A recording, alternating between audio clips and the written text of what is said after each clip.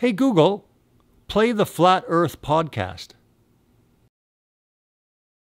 Here's the episode of the Flat Earth Podcast, 113 Robbie Davidson. All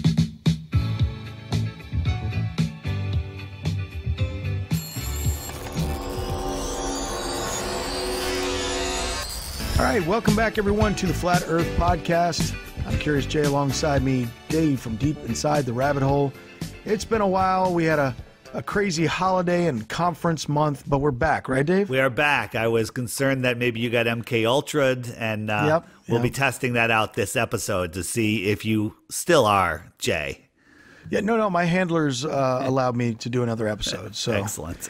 Yeah, we both ran into, we had the holiday week, which was like a week or so after the conference week, and so it's just been a crazy month. We apologize for not being on, but hey, it's a free podcast, right? Yeah. Well, everybody gets a full refund. That's right. We'll refund everyone for the month of November. Correct. How's that? So, yeah, a lot going on. Coming up later on in this show, we're going to have Robbie Davidson joining us to talk and recap the entire Flat Earth Conference. We'll talk about everything that went great with the conference, things that are coming up in the next year's planned conference in Denver, and so much more. So we'll have that in a few minutes. But first, I wanted to touch on some of the media that is really finally picking up on this thing. We're seeing another media blitz, Dave, on Flat Earth. There's tons of media. New York Post today. We have Mad Mike going crazy and everywhere. The Associated Press. A lot of controversy there, but it's people are questioning Flat Earth. A lot of people in my personal life that have never said anything are sending me, clips that, stuff in the news about Flat Earth. And a couple of them are asking questions. They've got the bug. Yeah. It's funny. In the last 24 hours, we're recording this right now on November 30th. And just in the last 24 hours, there's a ton of mainstream media that are doing articles. Right now, when I type in Flat Earth on Google and select the news, you get things like Newsweek, Science Alert, AOL, The Economist, who did something a couple days ago, the Boston Globe, Fox News, Washington Post, as you mentioned. It's literally the media is starting to, whether they take a negative stance or not, they're really having another round at this. Absolutely. It's I can't see it slowing down at this point. Yeah, I mean, we got to definitely, I know that this is partly due to the Mad Mike rocket launch, but also due to the conference itself, which we're going to talk about a little bit later. One quick article that I noticed about a week ago, when was this? November 24th, from thedailymail.com. Correct me if I'm wrong, but we've searched around and we can't find any podcast called Flat Earthers, the Flat Earthers podcast, right? That is correct. I searched it, and there's nothing. So they must have been talking about us. Yeah, I think they did mention us because apparently, I'll just read the headline: Cricket Hero. We're talking about the sport cricket, not actual crickets outside, folks. But cricket hero Andrew Freddie Flintoff is convinced that the Earth is flat, or at the very least, turnip-shaped. And it goes on to say that he just recently admitted, Freddie 39, admitted that he is... Wait, what does that even mean, turnip-shaped? I don't know. I guess they're taking they probably, turn up like it, kind of like that picture on the Flat Earth Society page with it's flying upwards in space with the root at the bottom. With the root. Yeah, I believe that's a Flat Earth Society reference there, but like always. But, it says that Freddie 39 admitted that he's become obsessed with a podcast called The Flat Earthers. The show is a genuine conspiracy theory claiming that the Earth being round was a lie peddled by Disney, despite the assertion of a spherical planet having been around since the ancient Greek era, blah, blah, blah, blah, blah. And yeah, it sounds a lot like they meant to say the Flat Earth podcast, not the Flat Earthers. And so I just wanted to quickly say, hey, that's pretty cool if it is our show. And hey, Andrew, Freddie Flintoff, get in touch with us, man. Hit us up. Check us out on Facebook, Flat Earth Podcast, and send us over a message. We'd love to have you on the show. Right, Dave? Go to our website, theflatearthpodcast.com. Leave us a speak pipe. Give us a way to contact you, and maybe come on the show and let's talk about it. Yeah, we'd love to have Freddie on. That would be awesome. What else is happening, Dave? With the holidays and with our schedules crisscrossing so much, What have I missed? You've missed it all, Jay. Oh, come on, man.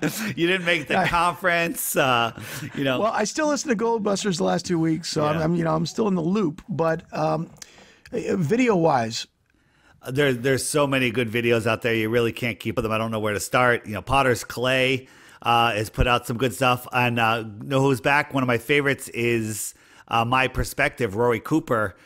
His stuff is just so good. So if you're not subscribed to My Perspective, oh my gosh, he's back. He's back and he's cranking out the videos, and they're really good. So everybody check out My Perspective. Man, his stuff, over the last couple of years, I mean, so many people have used it within their videos. So if you've never checked out his stuff, you'll recognize the artwork or the computer simulations that he does, because man, his stuff is second to none as far as visually. Yeah, he really explains perspective, and he's got the computer skills to really draw that picture for you. I try to draw the picture with words and just imagining, but he draws the pictures. So I wish I had those skills. Wow. Yeah, I've always been impressed with his stuff, and I was so sad when his channel went down. Or, did you ever find out what exactly happened with his channel? No, I didn't. It went down for whatever reason, and now it's back up. He's making new videos, and he doesn't care. Well, all that matters is that it's back up. He cares or doesn't care. Whatever one is letting him do it, there he goes. So good stuff. I share his videos all the time. I think there's a couple on our Facebook page. Yeah, to me, all that matters is that it's back. All right, so I tell you what, Dave, why don't we haven't done this in a while. We've got a stack of speak pipes that people have left us over the last few weeks. And until we get Robbie on the line, why don't we knock out a couple of those now? You want to do that?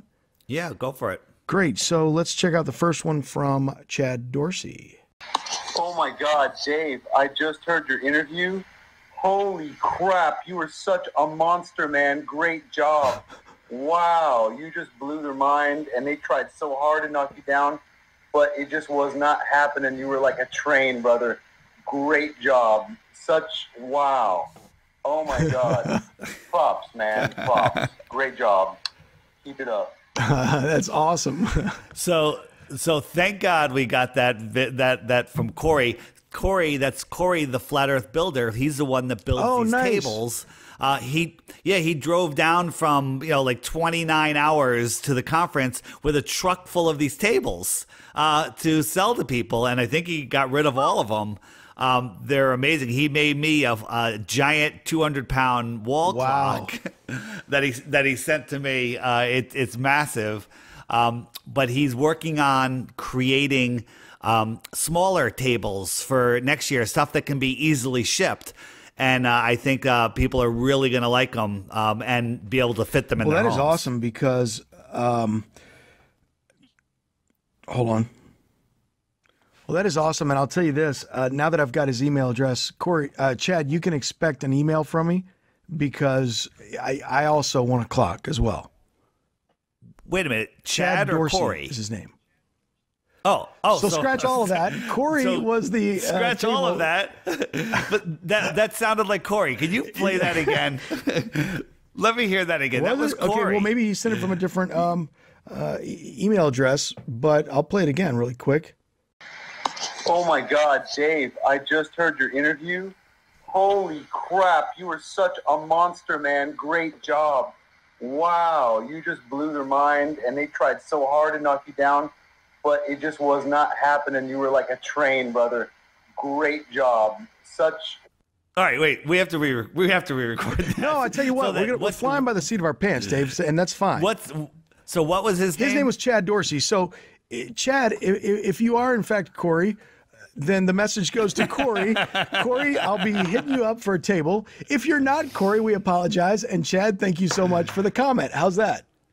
That was good. I think he must be referring to the interview I did on a New York radio station early this morning, where these guys were just total baltards, I'll say. And I think I got some good points out there and shocked their listeners a bit. Well, awesome. So, Chad or Corey, thank you for that. And Dave, I need to check out that interview because that's something I haven't seen. It was on a New York radio station, and it's on Karen B's channel. She uploaded it. She recorded it and uploaded it, so you can catch it there. Check out Karen B, who does some great flat Earth videos. Awesome. All right, let's check out another one here. It says it's from Jeff Moore, but we'll see. Maybe Dave will imply that it's from someone else. Let's see. Hi, this is Jeff from California. I'm just wondering if there's any way to get all these facts and things in a written form with documentation that would help to prove all this. I know NASA has made statements about the Earth being flat or a horizontal plane, that nothing can get out into space through the Van Allen radiation belts, and that all pictures from space are composite. Is there any way that we can put all this information into like a journal of some kind? Thank you very much. Appreciate it. Bye. All right, thanks, Jeff. So is there any one place, as far as the documentation goes from NASA, that implies or reflects that this is a flat Earth? I am very glad that he called, because there is, and that's something that we're going to be talking about on our next show. We're having author Edward Hendry, who wrote the book The Greatest Lie on Earth, Proof Our World is Not a Moving Globe. It's a book I took on vacation last year. I read it. Awesome. It starts from the beginning. It goes through everything. It has lots of documentation in the back where all of his sources came from. So I had recently just bought a new one for my nephew, who I flat smacked with it. And I noticed that it was way thicker, and I spoke with Edward the other day, and he said there's 200 new pages in it with new references and new information. There's a new version, and as a matter of fact, he even took one of my videos and put information from my video in there. So I did not realize that. So we're going to be having him on next week, or maybe sooner, hopefully. And Sure. And I think it's going to be a great interview. So there is the source. It's in a book. It makes a great holiday gift, and we're going to have a special link where you can buy it, and we'll see what happens from there. Yeah, and I'll also add this, Jeff, if you've got any of that stuff already accumulated or put together, and you want to throw it up on a drive for others to add to it, shoot it over to us, let us know, and we'll make it a community sharing thing where we can start adding all the documents in one place as well. So there's all kind of options as far as that goes with this crazy internet world. Let's do one more before we take a quick break and get Robbie Davidson on the line. Let's check out this one from Michael. Hey guys, this is Michael, North Carolina. Just wanted to get your thoughts on the shadows of the crater on the moon. There's talk about the moon being self-illuminating, and I was wondering how those shadows in the craters could be explained with the moon self-illuminating as opposed to the sun reflecting its light. Thanks. I have All right. Thank you, Michael. Theory on that. Do you have any thoughts first? Well, let me preface anything we might say, or at least on my side of things, by saying I still don't know what the heck the moon is. All right. For sure. I don't know what the moon is. So anything I speculate on is going to be that speculation. But as I've said in the past on this program, you know, that's the thing that kind of turns me off once I started learning about the flat Earth and really looking into the science behind it. I'm turned off by the fact that I would much rather someone say, I don't have the real answer. I've got theories, but I don't have the real answer rather than give me the wrong answer. Well, so go ahead. I've been there and I know the answer. So Tell us then. Yeah. Man. No, I have no idea, but I have a theory, you know, and if anyone's seen my video about the eclipse where whatever is eclipsing the sun is actually behind the sun that we see. I believe, this is just my belief again, and I'm looking for more evidence to prove it or disprove it, is that the moon and the sun that we see are reflections or projections. I'd rather go with reflections of the real sun and the real moon. And I do believe that there is a connection to the moon phases and the sun, but it's not reflected light, it's energy. So if the sun is lighting up part of the moon, it's reflected and we see We see it there. So if whatever the moon is does have craters, for lack of a better word, that energy, that light source may look just like shadows. Kind of hard to describe there. Yeah, but it's hard to describe. I guess my short answer to Michael would be is that, just because I draw a perfectly artistic portrayal of a 3D circle, it's still on a flat piece of paper. Right. And I don't know. I don't know if the moon is flat, round, right, physical, non-physical. I'm leaning towards the moon that we see is just a reflection. Yeah, a reflection of something spherical or something flat. What do you think? I don't know. I would assume, I would guess, pure guess, just me, no proof, that the whatever's projecting it is three-dimensional at least. So, right. I told you I was in Vegas at the pool, and the sun in the late afternoon was off to my right, and the hotel that was all mirrored was off to my left, and it was reflecting the sun on the left side of my face, and it was just as hot as the right side of my face, just from the reflection, even with the cement parts in between the mirrored glass. And if it didn't have the breaks in the mirror, I don't think I could tell which one was the real sun or the actual sun, both of them being reflections and both of them transferring heat to my body equally.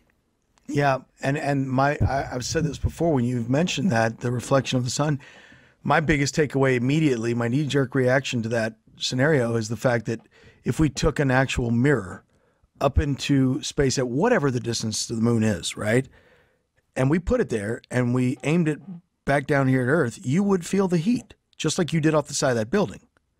But why is it that, according to the scientific model, why is it that we don't feel that heat in the middle of the night with a full moon? If it's essentially just a reflection aiming back at us, where does all of that heat go? Well, it's got 238,000 miles of frigid cold space to go through, so it cools off by the time it gets here. It's a heat energetic sponge, and it just absorbs all the heat. Right. So the bottom line is basically what we're saying here is nobody's been there. We really don't know. The only thing we could say is there are lights in the sky, and there's probably 50 different explanations that somebody can come up with, but we don't know the truth because we're down here on the Earth plane. And we're still trying to find it all. But again, I would much rather be searching for the real answer rather than accept what I think is just a made-up answer that fits with the entire theory of theirs. There you go. All right, so here's what we'll do, Dave. Let's take a quick break. We'll get Robbie on the line. We'll talk about the Flat Earth Conference. If we have time later, we'll take some more speak pipes, depending on how long we go with Robbie. If not, then we'll catch up on all the speak pipes on the next week's show. So stick around. Following announcement has been paid for by the Flat Earth Podcast. You want to leave a digital voicemail for us? Head over to theflatearthpodcast.com and click on the blue link that reads, "Got a question? Send us a message." You can do it from your iPhone or from your computer. First time you do it on your cellular phone, you'll have to download a little app. But after that, you can leave us all kinds of messages. If you want to be anonymous, you can make up a name, make up an email address. We don't care. We just want to hear what you have to say. We'll do our best to play or answer these questions and comments on future episodes right here on the Flat Earth Podcast. Download the SpeakPipe app and check us out at theflatearthpodcast.com. The Flat Earth Podcast. If you're watching this audio on YouTube right now and you're not familiar with the world of podcasting, there's a far better way to listen to the Flat Earth Podcast each and every week. Think of it like your TiVo or your DVR is to your television. You subscribe to whatever show that you like. Whenever a new episode comes out, it records it, downloads it, and notifies you that there's a new episode for easy listening anywhere. Another great feature on most podcast players is you could speed up if you want to hear stuff even faster, or more importantly, it has a jump back and jump forward 30 seconds so you could skip annoying announcements like this. We're on iTunes, Stitcher, SoundCloud, and so many more. If we're not on your favorite podcast app, send us a message and let us know to make sure we will be. The Flat Earth Podcast. Back here on the Flat Earth Podcast, and we've got a special guest joining us right now, Dave. Robbie from Celebrate Truth is on the line with us, and you guys were down there in Raleigh at the conference, but I had to get Robbie on the podcast so I could talk to you both about it. I was very depressed that I didn't get to make it. Robbie, how are you? Doing good. Thanks for having me on. Not a problem. Dave, let me start with you, man. I know that we texted back and forth, but How was it, bro? It was amazing in so many ways, and I gave it an A+ for the first year, and with lots of room for improvement for next year. Yeah, so I'm looking at actually doing an A+++ for next year. I've already got a lot of great ideas. No, that's not. People are giving me a lot of crap for giving it an A+. For the first year, it was an A+. If you did the exact same thing next year, I'm going to give you a C-. All right, good to know. Well, I can definitely assure everyone that I'm definitely, obviously, as we grow, there's going to be more room to expand, have multi-track sessions, and basically make everyone happy. So, yeah, I watched a little bit online, and it looks like the turnout that everyone was expecting. Was there tons of people there? Yeah, it was great. I mean, there was so many people and there was so much media. And I mean, I knew kind of talking with them leading up to the conference, whether it was ABC's Nightline, arranging access to be there, or HBO and different networks. So I knew that the media would be there, but also it was overwhelming in the sense of seeing how long they stayed. It wasn't like they came, got a couple of interviews and left. I mean, some of them were there for 3 days and more. And I've been trying to catch some of the what the media did. Mostly what I've been watching is, I saw your recording of it, like, the unedited, the raw footage, I guess I should say, which was a great idea. I have not seen some of the edited yet. So how is the media treating it so far, guys? I mean, for me, what I'm hearing is they're looking since the conference and based on the conference that now it's something to be looked at as real. And I'm not saying it wasn't real before, but they were seeing a bunch of people online. But when it started moving off of line, not into maybe meetups, but also into a conference type setting, they're like, wait a minute, they're having sessions. There's people coming here from, all over the earth.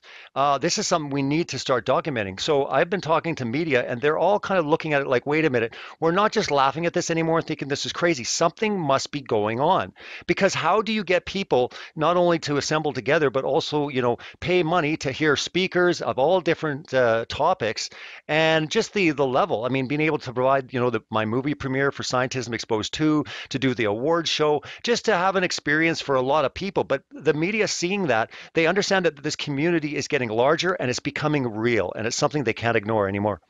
There was an amazing buzz around town. Some people reported that they'd go into a store to get something and people like, hey, are you from that conference? And they knew about the conference. They're like, what is going on? I don't know if they saw the billboard or what they saw, but there was a whole buzz in all of Raleigh. So that was kind of interesting. Yeah, and I think it's great that the media got there and actually got to speak to, if we put ourselves in their shoes, a field reporter that's assigned this, I was about to say this case, this story, they go down to Raleigh and they're like, what? We got to travel flat Earth. We got to go down there and cover flat Earth with a conference. Unless they looked into it. I saw a couple of the videos where the person doing the interviewing had looked into it, like the lady who interviewed Rob Skiba. But could you imagine? I mean, they've got to not know what to expect. They must have expected some total just craziness if they didn't look into it. And then what a great thing it was to get down there and actually speak to literate people and realize, oh my gosh, they're serious. And I think it's a great opportunity. People will talk about the media covers, but for one example, every interview I did, I made sure that they knew that we're not in any way affiliated with the Flat Earth Society. So I think that we need to have this gradual shift where the media starts going, oh, that's not really the source anymore. That's not the authority. What's happening here at this conference becomes the authority. And I think that's important because, again, we come from all different beliefs and backgrounds. We have different models and ideas. They see a diversity. They see something else happening, not just one dogma, one kind of enclosed type system with the Flat Earth Society. So for me, I've never been threatened by the Flat Earth Society, but what I wanted to do was start shifting the media focus, and that's already happening because I don't know if you've noticed, but since the conference, most of the attention hearing from the authorities were at the conference. They're not going to the Flat Earth Society because the Flat Earth Society aren't having conferences. So that the shift is going to take place. They're going to look at us as this is the community we have to look at because is there 500 members in the Flat Earth Society? There was over 500 people just at that conference alone. So it's waking people up. It's making people recognize something deeper, something bigger is going on. And I'm all fine for good, bad, neutral press. It doesn't matter because more people are going to be looking into this issue. The guys from HBO that were there for the 3 days, they went there thinking, all right, this is crazy. We're going to talk to some kooky people. But over the time, we spoke with them on camera a lot and off camera a lot, and they were asking real questions. They were flat curious, to say the least. And by the time they left, I know what they're doing right now. They're sitting and watching videos. They're trying to figure this out. They've had the seed planted in them. And their video, their report was not great, but it was pretty good. They interviewed Jaron and I for 45 minutes and put in one quote from me. That's it. That's always the way. Yeah, that's always the way, right? You'll have these long interviews and they take, 2 seconds of it. But again, over time, the question is, what are they focusing on? Before, what they would do is a news piece and they focus on the Flat Earth Society. They're not doing that anymore. So what I'm saying is I look at it as positive. They're starting to actually look at the people that really we don't buy into, we're an accelerating disc flying, upwards throughout space. Once they start seeing that transition, now something's going to get a little bit more serious in their mind because, again, maybe it was discounted before. But like I said, it's becoming more of an authority. It's becoming more real to them. And I said this, not just for the people that went to the conference. It was important for even the speakers to meet one another because for them, it finally became real. In so many ways, we needed this to go to the next level. We needed the realness aspect to come into it. And I say this is so incredibly important because what everyone experienced at the conference, and I haven't heard one bad thing as far as the experience at the conference, as far as meeting the community. And that's a big part of these things is the fellowship and hanging out with people. But what was experienced there is they said, wow, this is real. And they will go home and they will network and they will go to a new level. But again, a lot of this infighting and all this stuff we see online over time will just become noise. It will become irrelevant. And people that really don't want to move forward and see the big picture, that's what I love about the conference, is it's people coming together that maybe differ on many areas, but they see the big picture. And we need to focus on what we agree on rather than what we do not agree with. Yeah, I couldn't agree more, Robbie. And I think that if there's one goal or one accomplishment that comes out of this, to kind of paraphrase what you were saying about the Flat Earth Society is, if anything, if we could run this thing for a few years and change the vernacular to where no matter what the report is, if it's positive or if it's negative, if you're bashing Flat Earth or if you're curious about Flat Earth, whatever the report is, let's put the words Flat Earth Conference in place of Flat Earth Society. Mm-hmm.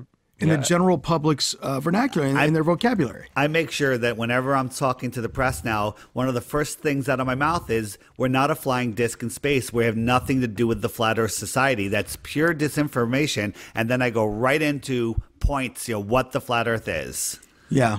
I think it would be an incredible... I watched both of you guys, some of your interviews, and I watched all of Rob Skiba's, and I think that was a great thing that everyone, I believe, touched on was, no, this is not the Flat Earth Society. That's disinformation. But, if we could just change the average field reporters, even if they're going to crack the joke about the Flat Earth Conference. Sure. Instead of Flat Earth Society. Exactly. Because then now the focus and the attention's there when they're going to try to find some commonality, and they're going to find many differences. They're going to go, wow, these guys all have differing views and here and there, but they're all coming together. Something bigger is going on. And that's what I'm getting. That's what I'm seeing, even with the community going forward into Denver for next year. I think that this is really where it's really going to start getting real and taking off to the next level, is because people are basically meeting, and there's a lot of power when people meet in a building, even for a few days. The stuff that gets done there lasts a lifetime. Robbie, I have to say that was the biggest part of the meeting. There was great presentations by a bunch of people, but meeting all of these people, hanging out in the hotel, lounge area, knowing that everybody has a common belief that we're not on a spinning ball, or our common understanding. I don't even like to call it a belief anymore. That was amazing. And then to meet people like Dave Marsh and, Karen B and Jaron and Bob was amazing. Bob and Jaron have been doing Globebusters for 3 years now, and that's the first time they met. This connecting personally, now I know who people are, and I don't wonder about them anymore. I've met them in person. And Jaron Campanella had said the same thing. He said it was so important for me just to look in people's eyes and know, wow, they're real.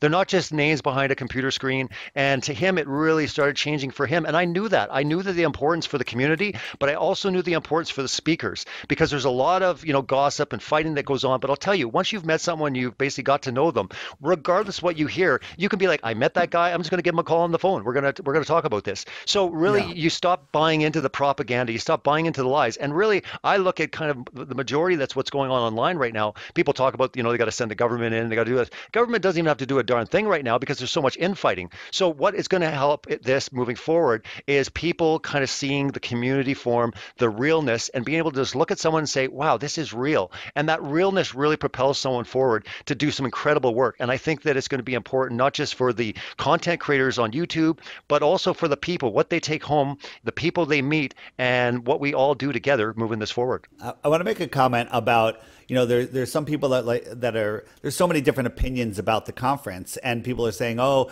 you're separating from others. That is not the case at all. The conference is for everybody. Anybody can go. And yes, it costs money to go to a conference. Conferences are not cheap. But if you can't go, you can watch it online live for just a few bucks. And if you don't want to pay those few bucks, you just wait a week. And then it's on YouTube. It's available for everybody. Nobody's excluded. And it's only better, bringing people together. That's all it is doing. Bringing people together and expanding collaboration. Yeah, I never once in the entire buildup for the conference ever took from this, or I never even got the notion that this was, oh, you're not including people. I don't know whoever would have come up with that, but I always looked at it as, wow, there's a bunch of different presenters. Some people may believe more of this, some believe, think more of that. But it's great that everyone is coming together. I mean, it was, to me, is the opposite of being, exclusive or cutting people out. It was actually welcoming everyone. It was free. Absolutely. And I want to make that clear. But you know what I mean. Yeah, free to everyone. Yeah, and I want to make that clear that going forward, obviously, anyone is welcome. And I think a lot of people that bring up these, accusations, they're the ones that will be like, oh, a lot of people can't afford that. But they're the same people that when a concert comes to town, they pay $180 to, go and listen to that music band. So what I'm saying is if you look at the reality of everything, most of the people that were crying out the loudest didn't even go. And what I say, I've been approached by a lot of different people. And what I say is, listen, come out, try your best to come out, and at the end of the conference, come up to me and let's talk. Because what I got from people, I didn't get anyone coming up to me afterwards and saying that was a waste of money. And if I can provide basically an experience, a event, whatever you want to call it, and people feel that it was worth the value they paid, then that is a great thing. Because again, it will actually create so much stuff going forward. And again, there's amazing work going on by Gary with the Flat Earth Convention UK. I'm working with him. There's going to be other ones that are going to spring up. But what that's going to do is take it to the next level. And yes, we need to go there if we really want to start making a dent, especially when it comes to the eyes of the world. And there has been a lot of people that have reached out and seen how they're looking, and they're taking a second look at Flat Earth because they can't ignore it when they see so many people of so many different user groups and belief systems meeting together, and they're kind of saying, wait a minute, not everyone can be really that dumb. So if there's some intelligent people here and there's people coming forward, maybe we should take a look at this. Something must be going on, especially with the rapid growth. And I'm not talking just North America. I'm talking in Russia, it's exploding. I'm talking in Asia right now. I'm doing an interview actually tomorrow with a television station out of South Korea. I've done interviews just in the last week with Russia, with UK, with Canada, and this is exploding in other countries. So sometimes we focus what's going on here. But I think it was important for people to understand that the first year, I really made this clear when I gave my opening address, is saying this will mark history. This is the first time ever it's happened, and this will be put in the history books. And going forward, it is going to spur on so much innovation, grassroots plans going forward. It is really going to escalate very quickly after this. And to me, it was really important to let people know, look, the first year wasn't so much about learning so much about Flat Earth. It was to talk to the world and saying, wake up, we're coming, and to challenge the scientific community and saying, listen, we are, maybe right now you can hide, but sooner as our numbers grow, we are going to demand you come to the table. And you know what? The world is going to demand it as well, because they're going to say, you need to shut these guys down. You need to go to the debate table. And I'm saying, you might think they're going to hide forever. They won't be able to forever. And when they come to the debate table, I love what Mark Sargent says all the time. In a 9-round fight, if they lose even one round, forget the first round, it's over. Yeah, or if they don't make it, or if they don't, how does he say, if they don't knock us out in the first round. Hey, do you know that there's a conference victory in for us. Australia in March? Are you aware of that, Robbie? I've heard about it. I haven't seen any details on it, but I do know that they're in the works. Yes. Yeah, so that's amazing. Wow. Yeah. So of the final edited coverage that we have seen, has any of them surprised you and been overwhelmingly not negative or not? You know what I mean? Well, I mean, there was a few actually. Some of the local news, I forget the name where I call out Bill Nye and Neil deGrasse Tyson at the very beginning of that clip. I thought it was a very well neutral.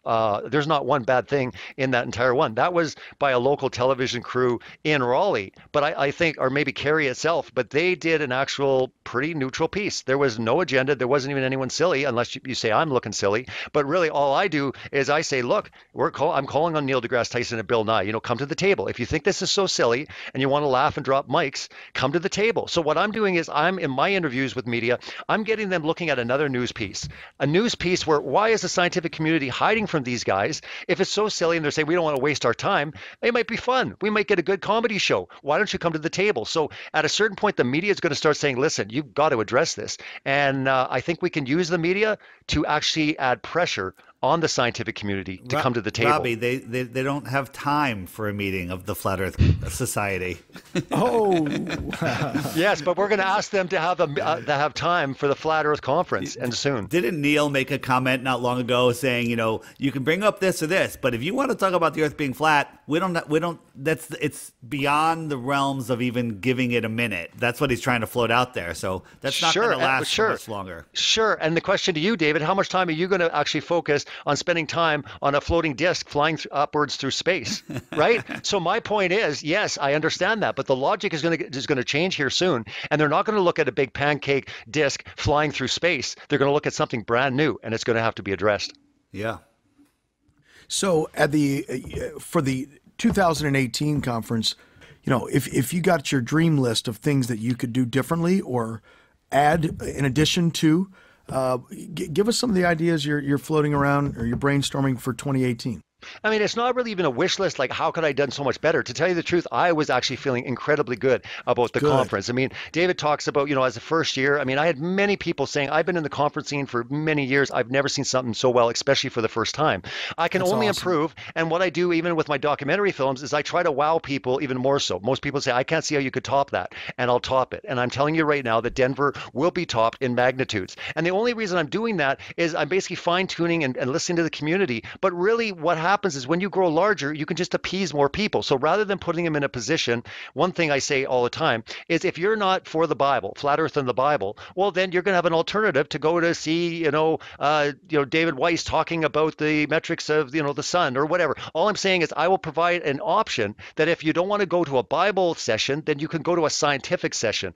Another thing that I'm also working on, especially with all the key speakers, is providing workshops so that people will be able to come and sit in a classroom style environment, 30 to 50 people, and learn to get deeper into certain topics. So I'll be able to put a lot more topics on the table, even when it comes to different models. I don't believe that we're at a point right now where we need to have a whole session on a certain model, like, for example, whether it's, square earth, but a workshop is a perfect environment because if someone wants to basically go to a workshop and learn about square earth, great. So for me, I'm all about the big picture. And in the main sessions, I want to make sure that people come there, they're informed, they learn, they have a great time. But the first year, it was important to me not to basically start teaching, people in flat earth. It was to basically declare to the world, it's now getting to the new level. Wake up, we're coming, and we're going to demand that you come to the table. What are you scared of? And the world is going to look, and they're going to wonder, and pretty soon they're going to be like, I want to look into this because science isn't addressing these questions, and they have some really good questions to ask.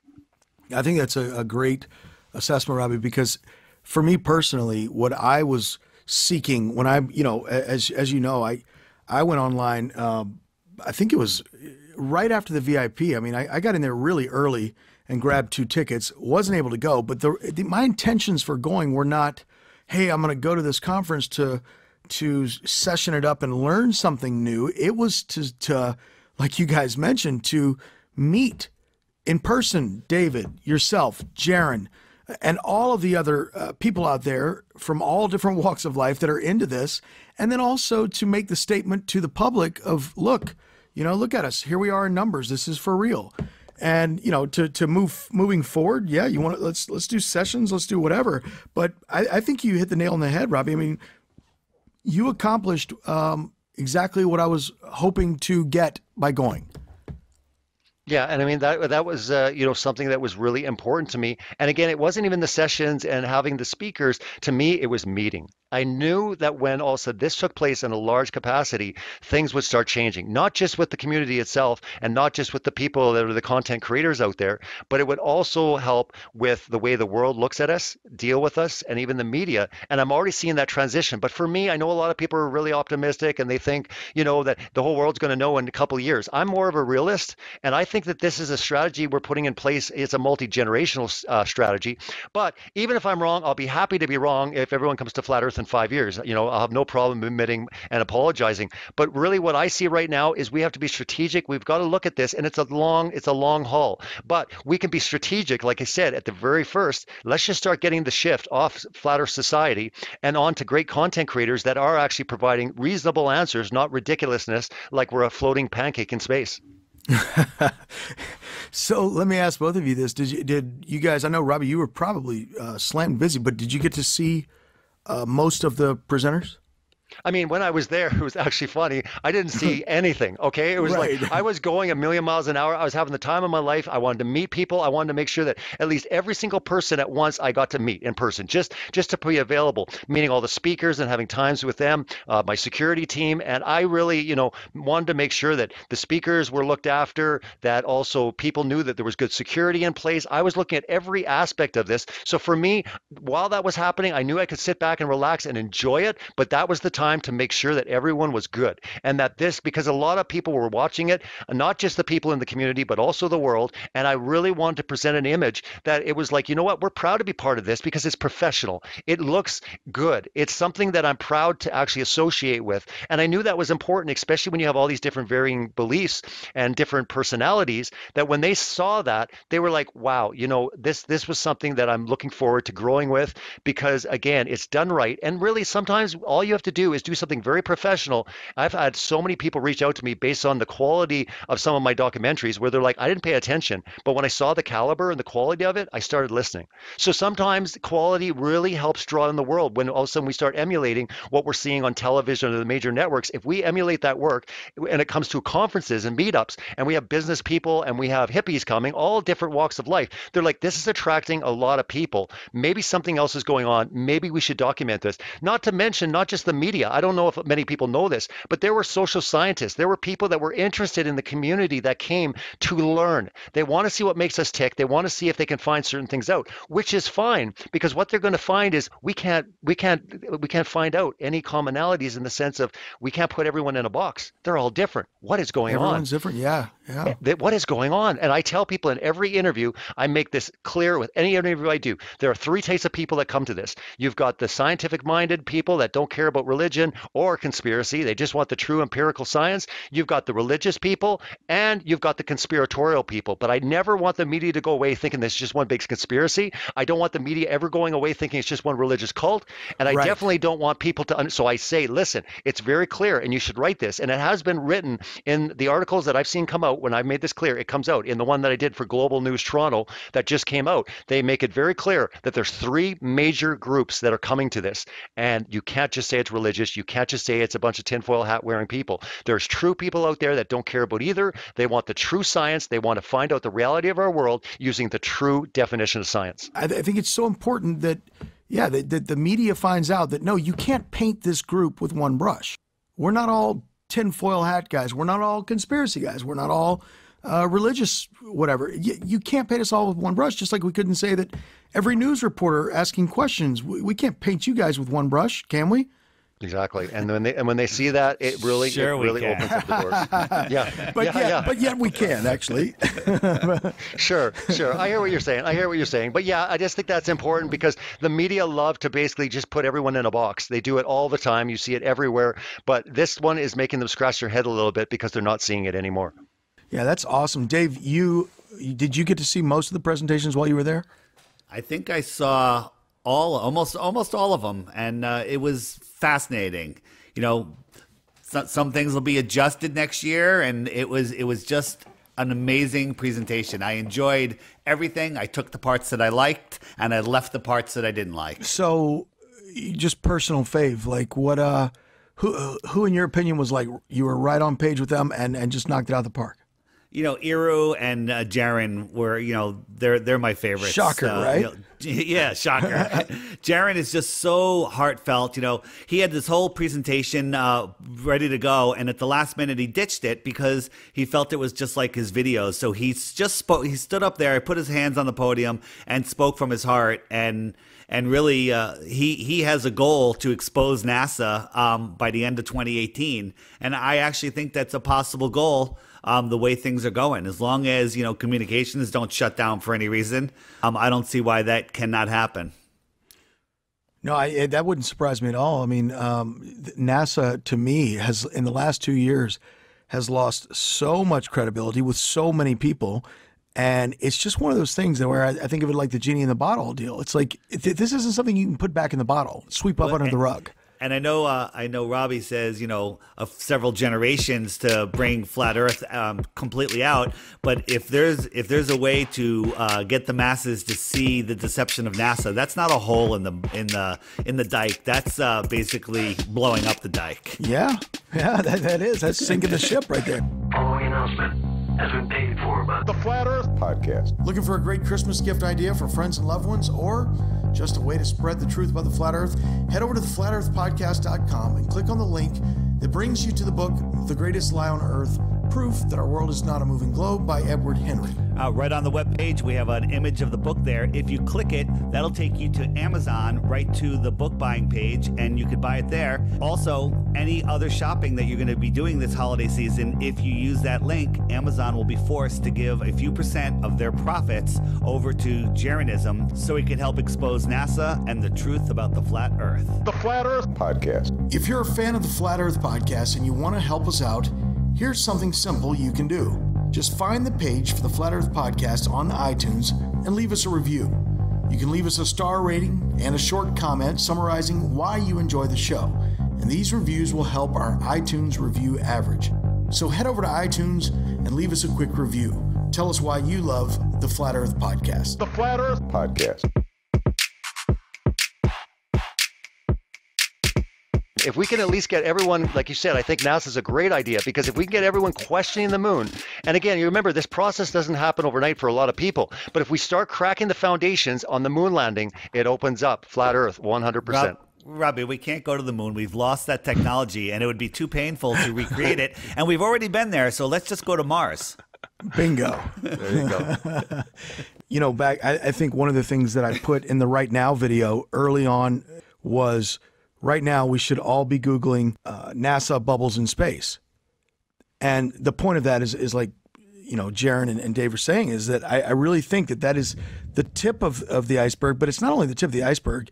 If you can get the general public to see what we see, you know, just with one of these little videos that Dave, you know, throws up on Facebook or that Scientism presents, you know, if we can get them to see the chicanery, if you will, that NASA's up to even to this day, and make them raise their eyebrow, and then, you know, hopefully the average person is going to put two and two together and go, wait a second, just about everything I know about this globe and about, you know, every verification I have is either from my textbook, which is, you know, approved by the government, or from NASA, and we just shot a hole in half of that. NASA, boom. I think everyone is capable of, most people are capable of saying 2 + 2 = 4. Yeah, absolutely. And I mean, this is the whole thing, that the community itself is moving this direction. There's a lot of people that, you know, and again, it comes down to change. People really don't like change. And when they start seeing it moving off of line, going into, you know, buildings and stuff, I mean, and again, we come from a very kind of skeptical mindset. So I understand that. So what I'm just telling people, like, look, wherever you're at, come out and just experience it, because the whole idea of just meeting people to that magnitude, honestly, it will change your life. It is just an incredible experience. It's something important for us moving moving forward, whether the whole world comes to embrace this in 2 years or 20 years or 200 years. My point is that during that journey, at least it's one time, especially a year, we can look forward to basically having the time of our lives. And that's exactly it. And again, it's not about what speaker you like or what you don't like. You will find something that you do enjoy. And I would say a big part, 80% of the conference wasn't the actual sessions. It was the community and meeting and having fun together. Speaking of the community, one of the greatest things about being aware of the flat Earth is that you're aware of the mind program that the elite want us in, which is go to work, drink beer, watch TV, and go to sleep, and a few other things, and that's where people are. But during the conference in the evening, there was 100+ people or more in the hotel bar. There was 2 screens on with some games that were on, big sports games, and nobody was looking at the television. I've never seen that before. Every bar, there's people, everyone's looking at it, talking sports, talking weather, talking, nuclear scares from North Korea. None of that was going on. Everybody was, laughing at the nonsense in the news, not watching the sports and talking about real things. How can you watch sports? How can you watch sports when you know you're about to change the world together? I mean, that's the reality of this. People get so excited and come together because it's not just the reality and the truth of this topic. It's the fact that the world is going to change and people are going to come to realize the true nature of their world. That's exciting, knowing that you're basically part of history, but you're also part of basically the change that's going to take place in this world. And there was no Kyrie Irving spottings, were there? No, didn't see Kyrie. Didn't see any. To tell you the truth, I didn't see anyone taller than me. I think that was the cool thing. I would run into people and they're like, I never realized that you were so tall. And I said, you know what? That's the point. You would have never known me unless you met me. And that's my point. I say to everyone, the whole reality, every single person that came up to me and said, wow, I never knew you were so tall. And I'm saying, exactly. And you never would have unless you met with me. So that's why Robbie, people need to meet. If anyone was there that was taller than you, that would be proof that the Nephilim existed, and we wouldn't have to be screaming at the Smithsonian for hiding anything. So I think anyone taller than you would be considered a giant. I think Rob Skiba has tried to poke me a few times to get some blood samples because he's a little curious. Yeah. For those that you don't know, Robbie's 7'6". No, I'm not 7'6". I'm 6'7". Wow. Yeah. So I would have felt short. You're 4'5". I would have felt 4'5". I'm only 5'4", but I would have felt 4'5", right? It's so incredible, and I urge everyone to, everyone who listens to this podcast to get ready now for next year. Do you have the dates for next year, Robbie? Absolutely. Yeah, the website's actually up and tickets are already selling. It's fe2018.com. So if you just go to fe2018.com, it will be in Denver, Colorado, November 15th and 16th. And yeah, like I said, 15th and 16th. Correct. And if you forget, there's a link on the flatearthpodcast.com. That's right. Right there. That's right. And also, where can people check out Scientism 2? Where can they check out the videos from the presenters at the conference, that sort of thing? Sure, yeah. If you just go to actually fe2017.com, you have the all the information for last year's conference there. It's all on the fe2017.com. Also, if you YouTube it, you can find, the conference sessions if you type in Flat Earth International Conference. But we definitely have the live stream replay still up on the site there. And then Scientism Exposed 2 and all of my work on YouTube, you can find on the website celebratetruth.org. So it's just the 2 words. If you want to Google, if you just Google Celebrate Truth in Google, you'll find all my stuff. Yeah, fortunately, most of our audience, a lot of our audience anyway, is for the Flat Earth podcast are already into Flat Earth. And you may have already seen it, guys, but anyone who's listening to this, who's, on the fringe, maybe the outside of the Flat Earth bubble, who's been listening, because we do get emails from people who don't watch all the YouTube stuff, but I implore you, get on YouTube, go to Robbie's channel, and please check out Scientism, the documentary, and of course, Scientism 2 now, the sequel. But you want to talk about production value and just hammering home the points that are really tough to argue with. That is such a great video. Scientism is so good. No, I appreciate that. I mean, again, for me, Scientism Exposed, that entire project was there were so many great flat Earth, documentaries out there. But what I wanted to do is to have something put together where all it did is got people thinking, asking a question, where then they would start their journey. So what has happened for so many people with Scientism Exposed and Scientism Exposed 2 that just released is Scientism Exposed 2 just gets them a little deeper along that journey. But if you followed it and especially watched Scientism Exposed, you got to a point where at least one thing would register. And for me, one of the big things, and I talked to people on planes when I was shooting Scientism Exposed 2, I started talking to someone on the plane, and I brought up getting into NASA. But what I usually use is say, don't you find that strange that in the 60s and 70s, we supposedly went 250,000 miles away, in a tin can kind of thing. And yet since then, the furthest that we've gone is 400 miles. And I would say for the majority of people, they start going, that is weird. Not the moon landing. Don't focus on the moon. Focus on the fact that why is it that in the last, 40 some years, the furthest that man can go, is 400 miles. And they're like, really? Like, yeah, don't you find that weird? So again, Scientism Exposed is just to kind of get people going, huh? That's weird. I want to look into that. That can't be true. And then when they find out that the telemetry data is all lost, they're like, holy smokes, they're admitting it's destroyed. Like David was joking around before that, we destroyed all the technology. But when you say these things and they Google it, instantly they're going to start getting sucked in. They're going to be like, wait a minute, one thing, 1 + 1 = 2. But then they're going to see that things aren't adding up, and it's going to have them come to great channels. So for me, Scientism Exposed, it doesn't even mention, the first one doesn't even mention flat Earth in the entire thing. So again, it wasn't about flat Earth. It wasn't about the shape of the Earth. It was about, wait a minute, could they be lying about one aspect that I'm being told? And one thing, if it piques their interest, they're off to the races. Robbie, what proof do you have that we've been 400 miles from Earth? Okay, well, I'm just saying based on their no, that's what they're saying. Sure. I'm just saying we're throwing it out there like, oh, that's what we believe that. I don't believe it. I don't believe we've been 400 miles. I think we've been like... Okay, sorry. Let's say the ISS... 20 miles. Okay, sure. But what I say, though, is I'm just saying, 250,000 versus a couple hundred. Let's give them that. Let's give them that. Because, again, I'm talking to someone... We're giving it to them, but I don't believe we're even close to that far away. David, you talk to a person on the plane and you say, dude, want to tell you something? He says, what? You say space doesn't exist. You're going to blow his mind and he's going to think you're a freak. So what I'm saying is when you're talking to someone that's not even there yet, you can't tell them that there's no such thing as space. You can't tell them that the Earth is flat right away. You got to kind of work your way into it. That's what I do. That's my method. Everyone has their different methods. But for me, Scientism Exposed has helped them look into NASA. And the minute they see the fact that certain things were frauds, they say, well, why would they lie? And when they start realizing the question, why, then it starts opening up their whole world to like, oh, okay, therefore they might be lying to me about many other things. I want to know what I've been lied to. And I think that's a strategy. Yeah, it's just a strategy. And them losing the telemetry data, you can pile on top of that. Oh, and they also lost all the videotapes. Oh, and they also just recently announced that they lost the actual technology. No, they didn't lose the videotapes. They recorded over them to save money. That's right. Yeah, warehouses full of these It was the Super Bowl, guys. It was the great Super Bowl. You have to record that, right? Yeah, season finale of MASH. It was something, right? Yeah.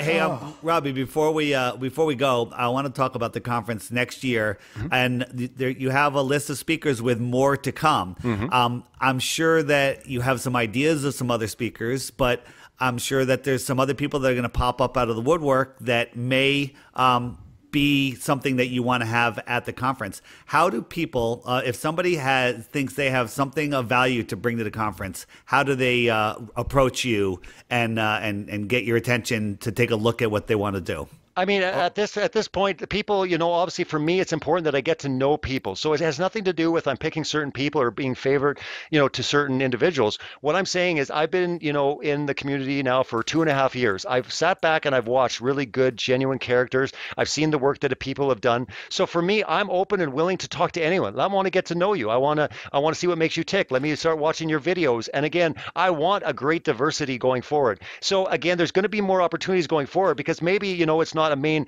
speaking session in the main auditorium, but it might be, hey, are you interested in teaching a workshop? You have a really great video series that no one else is touching on. This is a great opportunity for you to teach people. They want to come and learn. So again, we could start with workshops. We could move to different sessions. But for me, it's important that I just get to know them. And also I hear from others that they're kind of recommended in the sense that, I vouch for them. Because to me, like I said, when you start getting into this level, you've got to have people that you depend on. Obviously, before this conference, there were a few people that bowed out. Some things happened. But, people are like, like, aren't you upset? I'm like, no, because for me, it makes my job easier going forward. I just want to make sure that I have a good and here's the main thing. If you believe that you see the big picture and you know you have differences and all that, but again, every other second video is not like, tearing down somebody else in the community, then I'm going to talk to you. But if I see that most of your work has been tearing down some other people in the community, regardless of your differences, it's not likely that we're going to go very far. Yeah, I just thought of something you were mentioning there, Robbie, or someone mentioned this a while back. It was when we were talking about the interviews. One thing that I thought was really interesting was that, how we always say they're trying to pigeonhole the paint us with one brush. We're either just Christian nuts or tinfoil hat conspiracy guys. The thing that I found that was very similar in several of the interviews that I watched, the one with Rob Skiba, the one with Dave and Jaron, that they were dying to do is, I think both of those in particular said, so you guys are basically science bashers. Like, you don't like science. You're anti-science, which I thought, and I thought Jaron, Dave, and Rob all handled that very well by saying, no, actually, we're totally pro real science. Yeah. And so I just thought it was interesting because we know they try to portray us as religious freaks or conspiracy nut jobs or whatever. But the other thing that I think that they're trying to grab onto, and maybe it's because so often in the news the last few years, they've called anyone who denies climate change, science deniers, right? Mm-hmm. But I noticed that in several of the interviews that the media was really trying to go with the just label us as anti-science guys. That's a great point, Jay, because again, that's exactly what they're trying to do, because what they equate this with is denying science, denying climate change. And I don't know if you found this, David, interviewing, but I've noticed this as well. They really want to know your political affiliation, because they're like, is this more of a Republican, versus Democrat type situation? So for them, they're just trying to grasp. They're trying to figure this out. When they find that most people didn't even vote, right? Or they're not siding with any of the system, it really confuses them even more. So again, it's a really great point. But again, we're going to be labeled science deniers. And what I do in all my interviews is make sure I'm like, look, I love true science. I am against scientism. And so that's why I explain scientism. And it's kind of that word that just helps them going, oh, okay, so you love science, but you hate scientism. Well, what's scientism? Well, scientism isn't truly science, basically that. And then when they're like, okay, so you guys really do love science. Yeah. And again, I heard that with interviews with other people, even people in the community. And I think that's a great thing. If they start publishing those things and going, these guys are science deniers, they love science apparently, but they're skeptical with these types of areas, then I think it will start changing the narrative. And again, we've got work to do. I said at my opening address at the conference, this is not going to be an easy road, but the rewards are going to be huge. So stick in there. It's going to be rough. We can have highs and lows, but it's not going to be easy. I'm telling you right now. Maybe you might say I'm a pessimist. I'm more of a realist, and I'm excited for the journey, but we've got work to do, and it's going to be rough. Yeah, and the important thing to remember, you said as far as highs and lows, and we've got work to do. You said this earlier, any publicity is good publicity when it comes to the flat earth. And we have to remember, all of us that are now into this, that most of us anyway didn't get sold on this whole flat earth thing on the first attempt or the first video or the first time it was heard. So, I think that if a large media outlet, whether it's an online article or a quick deal on Vice, when they paint us with a silly brush or they portray us as just the way we figured they would, it's still okay, because it's getting the term flat earth right back into someone else's head who may not have heard it before. And I think we all needed 1, 2, 3, 4 tries before we listened. Absolutely. And again, here's the reality of the situation. I'm like basically, the conference organizer for the Flat Earth International Conference. And when I first came to this subject, I did go to Flat Earth Society. You think that, prevented me from going further? No, I wanted to learn more. So why are we so scared of the Flat Earth Society? What I'm saying is reality, people are going to go on their journey. But the great news is when they start doing more Google searches, when they start looking in the media, what's popping up are the speakers from conferences, not the members of the Flat Earth Society. Keep a watch, because it's going to transform, and it already has begun. Well, the real question here, Robbie, is when this was all over with, how many hours of sleep did you knock out? I actually knocked out, and I'm not joking. People are going to think this is insane. They're going to be like, are you okay? But I actually slept for over 26 hours straight. Wow, it's After. like over a full rotation of the Earth there, I was folks. going to say Robbie sounds a little down today. He's been operating on probably no sleep again, so he's speaking slowly with low energy today. I've been like, I mean, as I get older, I can't really do all nighters, but I was just full on adrenaline. I've been known to actually stay up, 2-3 nights, no problem. Even for a good series back in my past. But for this, I mean, when I know that it's history in the making, the world is changing. I mean, who has time for sleep? No, I knew you no didn't. time zones on flat Earth. There you go. Nice. I'm going to lead with that next time. They're like, dude, do you ever sleep? There's no time zones on flat Earth. Time zones, yeah, exactly. There's no day and night. There's no day and night. Yeah. Well, I mean, I just got to say on behalf of all of us who are into flat Earth and on behalf of the ones who will be into flat Earth in the years to come, everyone owes you a great, huge pat on the back and a thanks for doing this, man, because it's unprecedented and it's awesome. Well, and I mean the support from like the community and even the presenters that came. I mean, from day one, they have been awesome. I mean, they have bent over backwards. How can I help? Can I assist? And I mean, they came to the bat even at the conference. I mean, you had Bob, Cammie. I mean, you had David. David Weiss was sitting in there in registration. I mean, he was there and it was awesome to see this because again, people were pitching in because they knew that things were happening. So I'm just saying, I'm thankful. I'm thankful for the community. I'm also very thankful for the great presenters and speakers because again, they can see the big picture and they've been supportive from day one. So what was actually one of my favorite parts is Paige and I worked in registration and we got to meet every single person. we could look at their name, we could look at their face, we put it all together. You were a machine though. You were a machine. I mean, Paige originally started working with my wife, and my wife, I want to say a huge thank you. My wife from day one has been so incredibly supportive. She understood the cost. She understood the fact that this is going to be a sacrifice on the family, and she has been an amazing force in helping me, put everything together. I mean, I couldn't have done the conference without her. Me and her, strategizing, planning, making sure that it was the best that we could possibly put together. So a huge, thanks. But also when she started, when Paige started helping my wife because she was, kind of overwhelmed at the rush that was taking place, and Paige was helping out. Well, then all of a sudden I went in to check on things, and I remember checking with a guy, Matthew Long, that I couldn't have put in charge of security in other areas, and he's like, "It's okay. David's got it under control." And David's like, next. He's like a robot in there. He was just going to town. He's like, "Get out of here. Don't need you here."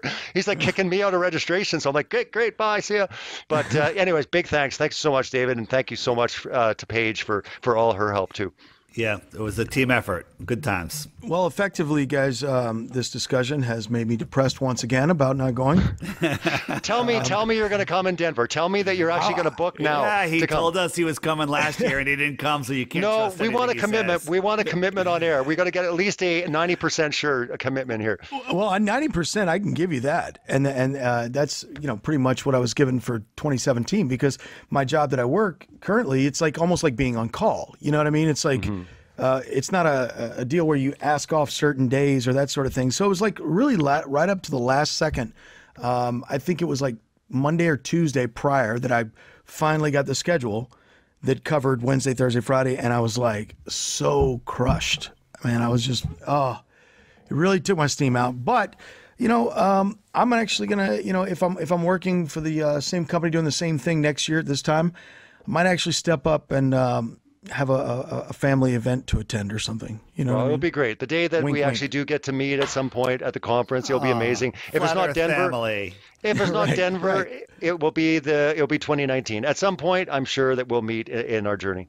Oh, without a doubt. And it's funny. It's like you guys were talking about Globebusters. The guy's never been around. Same thing with Dave and I. It's like, yeah, we chat all the time, but no, we've never got to sit and have a coffee or anything like that, or Robbie or Jaron and some of the guys I talk to frequently. So, that was the main thing that I was looking forward to, and I'm so bummed that I missed out on. Well, we definitely, obviously you got to at least participate and get the experience. I wanted to, even with the live stream, production-wise, I wanted to give people a good experience, right? So again, it was like multicam and, I had a good production team in place. And next year I'm looking at even doing some more creative things with production. So hopefully the people that can't come out, make sure you sign up for the live stream. It's going to be fun. I got a lot of surprises planned.